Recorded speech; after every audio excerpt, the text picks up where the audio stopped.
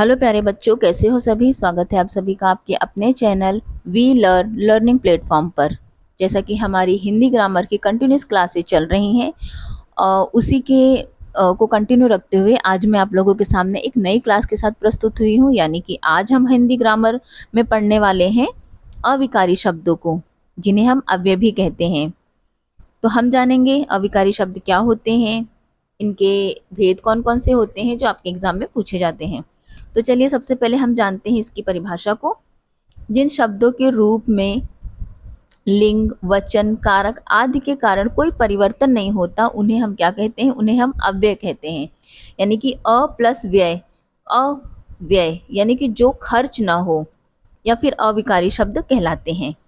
आपको ध्यान रखना है, अव्यय को ही हम अविकारी शब्द कहते हैं। अव्यय का मतलब होता है कि जो खर्च ना हो, जिसमें परिवर्तन ना हो, ज्यों के त्यों वो किसी भी सेंटेंस में बने रहते हैं। इसे हम ऐसे भी कह सकते हैं, अव्यय ऐसे शब्द को कहते हैं जिनके रूप में लिंग, वचन, पुरुष, कारक इत्यादि के कारण कोई विकार उत्पन्न नहीं होता। ऐसे शब्द हर स्थिति में उनके मूल रूप में बने रहते हैं। चूंकि अव्यय का रूपांतरण नहीं होता, इसीलिए ऐसे शब्द अविकारी होते हैं। इनका व्यय नहीं होता, अतः ये अव्यय हैं। एग्जाम्पल जैसे देखेंगे हम, अव्यय कौन कौन से हो सकते हैं। जैसे जब, तब, अभी, इधर, वहाँ, उधर, कब, क्यों, वाह, आह, ठीक, अरे, और, तथा, एवं, किंतु, परंतु, बल्कि, इसीलिए, अतः, अतएव, चूंकि, अवश्य, अर्थात इत्यादि। ये जितने भी वर्ड हैं, ये किसी भी सेंटेंस में जब हम प्रयोग करते हैं, किसी भी वाक्य में हम इन शब्दों को देखते हैं, तो आप देखेंगे कि अगर हम उधर की बात करें या फिर हम किसी भी वर्ड को उठा लें, तो जब हम काल के आधार पर कोई सेंटेंस देखते हैं या लिंग के आधार पर देखते हैं, तो अगर हम उधर की बात करें, तो अगर स्त्री है यानी कि लड़की है या फिर कोई लड़का है, उसके लिए हम उधर का, इस शब्द का अगर इस का उपयोग कर रहे हैं, तो इसमें कोई परिवर्तन नहीं होगा। जैसे कि सीता उधर गई या फिर राम उधर गया, तो यहाँ पर क्या हो रहा है, ये उधर में कोई परिवर्तन नहीं हो रहा है, यानी कि इसमें कोई परिवर्तन नहीं हो रहा है। तो अविकारी शब्द वही होते हैं जहाँ पर किसी काल के आधार पर या फिर लिंग के आधार पर,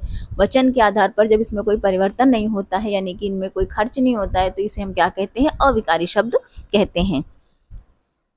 अव्यय के भेदों को देखेंगे। इसके 5 प्रकार होते हैं अव्यय के। क्रिया विशेषण अव्यय यानी कि एडवर्ब होते हैं, संबंध बोधक, समुच्चय बोधक, विस्मयादि बोधक और निपात अव्यय। इसके 5 प्रकार होते हैं। सबसे पहले हम क्रिया विशेषण अव्यय को देखेंगे, यानी कि एडवर्ब को देखेंगे। अब क्रिया विशेषण क्या होता है? जिन शब्दों से क्रिया विशेषण या दूसरे क्रिया विशेषण की विशेषता प्रकट हो, उन्हें हम क्रिया विशेषण कहते हैं। क्रिया के बारे में तो आप जानते ही, क्रिया यानी किसी काम को करना, किसी कार्य को करना, वो क्रिया कहलाता है। परंतु जब उस क्रिया की विशेषता बताई जाए, तो उसे हम क्रिया विशेषण कहते हैं। दूसरे शब्दों में जो शब्द क्रिया की विशेषता बतलाते हैं, उन्हें हम क्रिया विशेषण कहते हैं। जैसे राम धीरे धीरे टहलता है, राम वहाँ टहलता है, राम अभी टहलता है। इन वाक्यों में धीरे धीरे, वहाँ और अभी राम के टहलने यानी कि राम कोई क्रिया कर रहा है, उसकी विशेषता बतला रहे हैं कि राम धीरे धीरे टहल रहा है, या राम वहाँ टहल रहा है, या राम अभी टहल रहा है। ये क्या बता रहे हैं? क्रिया, राम कोई क्रिया कर रहा है, उसकी विशेषता को जो है बता रहे हैं, प्रकट कर रहे हैं। ये क्रिया विशेषण अविकारी विशेषण भी कहलाते हैं। यानी कि धीरे धीरे, वहाँ, अभी, ये सब क्या है? ये एक तरीके के अव्यय ही हैं, जिनमें परिवर्तन नहीं किया जा सकता है लिंग के आधार पर या काल के आधार पर। तो इन्हें हम क्या कहेंगे? इन्हें अविकारी विशेषण ही कहेंगे। इसके अतिरिक्त क्रिया विशेषण दूसरे क्रिया विशेषण की भी विशेषता बताते हैं। यहाँ पर क्या होता है? क्रिया विशेषण जो है दूसरे क्रिया विशेषण की भी विशेषता बताता है। वह बहुत धीरे चलता है। इस वाक्य में बहुत क्या है? क्रिया विशेषण है, क्योंकि वह दूसरे क्रिया विशेषण की धीरे की विशेषता बतला रहा है। फिर से एक बार देखेंगे, इसको समझने की कोशिश करेंगे कि वह बहुत धीरे चलता है। इस वाक्य में बहुत क्या है? बहुत है क्रिया विशेषण किसी व्यक्ति की धीरे चलने की विशेषता बता रहा है, क्योंकि यह दूसरे क्रिया विशेषण की विशेषता बतलाता है। अब दूसरा देखेंगे प्रकार हम, संबंध बोधक अव्यय। अब ये क्या है? संबंध बोधक चिन्ह अव्यय शब्दों के कारण संज्ञा के बाद आने पर दूसरे शब्दों से उनका संबंध बताते हैं। उन शब्दों को संबंध बोधक शब्द कहते हैं। ये शब्द संज्ञा से पहले भी आ सकते हैं। संबंध बोधक यानी कि यहाँ पे आपको समझ में आ रहा है, संबंध यानी जब दो वस्तुओं में किसी प्रकार का संबंध बताया जाए तो वो संबंध बोधक अव्यय कहलाता है, जो क्रिया के पहले जो संज्ञा के पहले भी आ सकते हैं। जैसे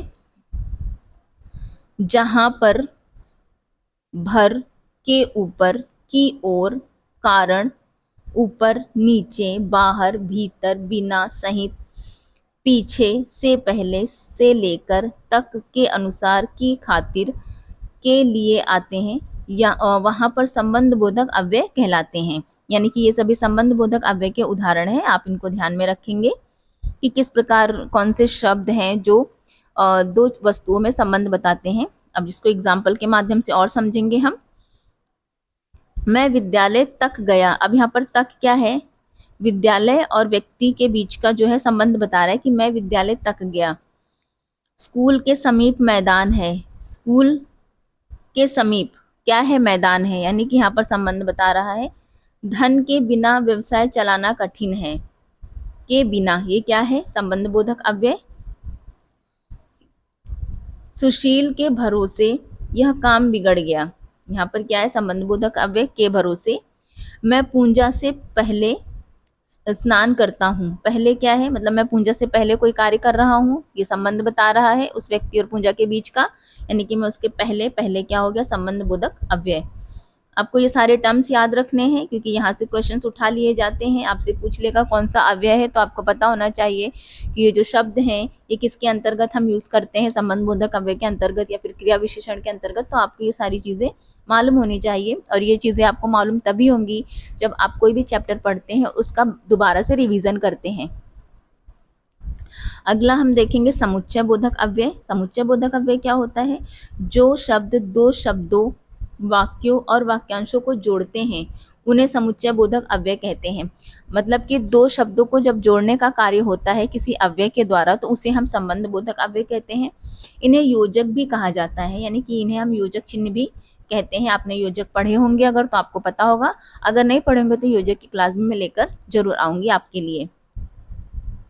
ये शब्द जो वाक्यों को परस्पर जोड़ते हैं, जहां पर और, तथा, लेकिन, मगर, व, किंतु, परंतु, इसीलिए, इस कारण, अतः, क्योंकि, ताकि, या, अथवा, चाहे आदि की मानो, आदि, यानी, तथापि आते हैं, वहां पर समुच्चय बोधक अव्यय होता है। यानी कि समुच्चय बोधक अव्यय जो दो वाक्यों को जोड़ने का काम हम किस प्रकार से कर सकते हैं? जैसे कि और से हमने किसी वाक्य को जोड़ा, तथा से, लेकिन से, मगर से, व, किंतु, परंतु, इसीलिए, इस कारण, अतः, क्योंकि, ताकि, अथवा, या, चाहे, यदि, कि, मानो, आदि, यानी, तथापि, ये सभी क्या है? समुच्चय बोधक अव्यय, यानी कि इन्हें हम योजक चिन्ह कह सकते हैं। अब एग्जाम्पल देखेंगे। सूरज निकला और पक्षी बोलने लगे। यहाँ पर क्या हो रहा है? दो वाक्यों को जोड़ने का काम और कर रहा है, तो यहाँ पर समुच्चय बोधक अव्यय होगा। छुट्टी हुई और बच्चे भागने लगे। किरण और मधु पढ़ने चली गई। मंजुला पढ़ने में तो तेज है परंतु शरीर से कमजोर है।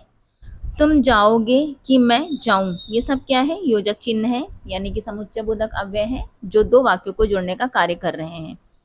अगला हम देखेंगे विस्मयादि बोधक अव्यय। जिन अव्ययों शब्दों से हर्ष, शोक, विस्मय, ग्लानि, लज्जा, घृणा, दुख, आश्चर्य आदि के भाव का पता चलता है उन्हें विस्मयादि बोधक अव्यय कहते हैं। इनका संबंध किसी पद से नहीं होता, इसे घोतक भी कहा जाता है।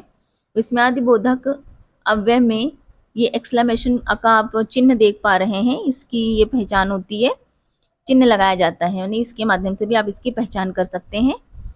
जैसे कि एग्जाम्पल देखेंगे, वाह क्या बात है। अब वाह, आप ये चिन्ह देख पा रहे हैं इस तरीके का, जो ये विस्मयादिबोधक अव्यय की पहचान भी कराता है। हाय यह चल बसा, आह क्या स्वाद है, अरे तुम कैसे हो, अरे तुम यहाँ कैसे, छी छी यह गंदगी। तो इस तरीके से आप इसकी पहचान कर सकते हैं विस्मयादिबोधक अव्यय की। अब हम देखेंगे निपात किसे कहते हैं। निपात अव्यय जो वाक्य में नवीनता या चमत्कार उत्पन्न करते हैं उन्हें निपात अव्यय कहते हैं। निपात किसे कहते हैं? जिन वाक्यों में नवीनता या फिर चमत्कार उत्पन्न होता है उन्हें हम निपात अव्यय कहते हैं। जो अव्यय शब्द किसी शब्द या पद के पीछे लगकर उनके अर्थ में विशेषता या फिर बल लाते हैं, विशेष बल लाते हैं, उन्हें निपात अव्यय कहते हैं। इसे अवधारक शब्द भी कहते हैं, जहां पर ही, भी, तो, तक, मात्र, भर, मत, सा, जी केवल आते हैं, वहां पर निपात अव्यय होता है। अब एक तरीके से हम इजी लैंग्वेज में भी कह सकते हैं कि जब हम कोई शब्द बोलते हैं, किसी वाक्य में किसी शब्द को बोलते हैं और उस पर हम जो है ज़्यादा जोर दे के बोलते हैं तो वो निपात कहलाते हैं। जैसे कि अगर हम किसी वर्ड की बात करें, अब जैसे कि भी, अब जैसे मैं कोई वर्ड बोलना चाहूंगी कि मैं भी गया था, तो भी यहाँ पर भी पर क्या हो रहा है, एक तरीके का हमारा जोर देकर हम बात कर रहे हैं कि मैं भी गया था, वो भी जाएगा, क्या वो भी जाएगा। तो यहाँ पर क्या हो रहा है, एक तरीके का हम बल दे रहे हैं। तो निपात में क्या होता है कि जिन शब्दों को हम बल पूर्वक बोलते हैं वो निपात कहलाते हैं। सरल अगर भाषा में हम इसको समझने की कोशिश करें, और अगर हम इस डेफिनेशन के अकॉर्डिंग जाए तो फिर से हम एक बार पढ़ लेते हैं। जो वाक्य में नवीनता या चमत्कार उत्पन्न करते हैं उन्हें निपात अव्यय कहते हैं।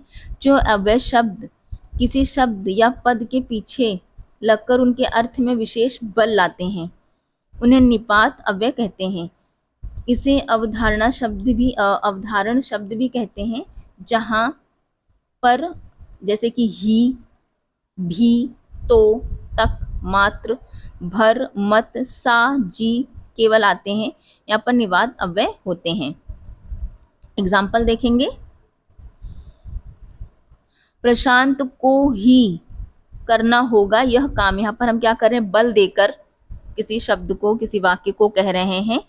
सुहाना भी जाएगी, तुम तो सनम डूबोगे ही, सबको डुबाओगे, यानी कि तुम तो सनम डूबोगे ही, सबको डुबाओगे। यहाँ पे क्या हो रहा है, निपात अव्यय है।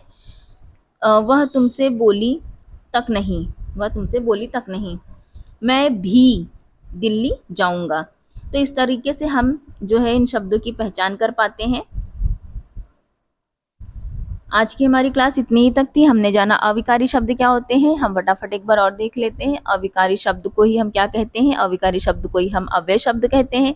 अव्यय यानी कि ऐसे शब्द जो खर्च नहीं होते हैं, जो कि त्यों किसी भी सेंटेंस में बने रहते हैं, चाहे उसमें लिंग में परिवर्तन हो जाए, काल में परिवर्तन हो जाए या फिर उसके वचन में परिवर्तन हो जाए, परंतु इन शब्दों में जो है कोई परिवर्तन नहीं होगा। जैसे कि हम देखेंगे यहाँ पर, जैसे कि जब, तब, अभी, इधर, उधर, यहाँ, वहाँ, क्यों, ये सारे शब्द क्या हैं, अव्यय कहलाते हैं। इसके 5 भेद हैं जिनको हमने देखा। क्रिया विशेषण अव्यय, जब क्रिया की विशेषता बताई जाए तो वो क्रिया विशेषण अव्यय कहलाते हैं। संबंध बोधक अव्यय, जब दो व्यक्तियों के बीच का संबंध बताया जाए, हमने सारे अव्यय को देखा। समुच्चय बोधक अव्यय, विस्मयादि बोधक अव्यय और निपात हमने पढ़े। तो आज की हमारी क्लास यहीं तक रही। आई होप कि ये क्लास आपको पसंद आई हो। अगर आई है तो आप प्लीज़ मेरी इस क्लास को लाइक करिए, सब्सक्राइब करिए, बेल आइकन प्रेस करिए, जिससे कि मैं कोई भी नया वीडियो डालूँ तो उसका नोटिफिकेशन आपको मिल सके। आप शेयर भी कर सकते हैं, जो बच्चे आपके साथ पढ़ते हैं, हिंदी व्याकरण पढ़ना चाहते हैं, आप उन बच्चों को जो है इस क्लास को शेयर भी करिए ताकि वो भी पढ़ सके। आज के लिए इतना ही, फिर मैं आपसे मिलूंगी नई क्लास के साथ। तब तक के लिए बाय।